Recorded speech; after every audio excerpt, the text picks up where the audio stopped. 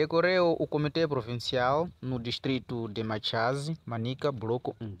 O pastor Micheque Jorge disse que, na história, a igreja do distrito de Machazi é a primeira vez a província de Manica realizar Comitê Provincial nesse distrito. A paz do Senhor a todos os irmãos. Estamos aqui hoje no grande evento Comitê Provincial. Na história da nossa igreja do distrito de Machazi, é a primeira vez que a província de Manica realiza o Comitê Provincial neste distrito. Estamos bem-vindos nós de Machazi por acolhermos este evento. Digamos, graças a Deus, eu como pastor desta igreja local de Beneza, ao mesmo tempo coordenador do distrito de Machazi, eu queria dizer, com a visão da província, de tudo que fizeram, de nos lembrar, fazer esse comitê aqui, que sempre continue a nos lembrar, porque para nós, vamos dar graças a Deus, porque só com a participação da província, de facto, estamos muito felizes, porque é uma honra receber essa brigada toda, no Comitê Provincial, e aquilo que eu tinha falado, que na história de Machazi, é pela primeira vez que recebemos o Comitê Provincial no nosso distrito.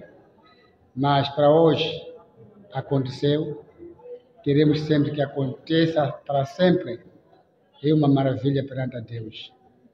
E essa palavra que eu queria felizar aos irmãos, que graças a Deus com esta bênção.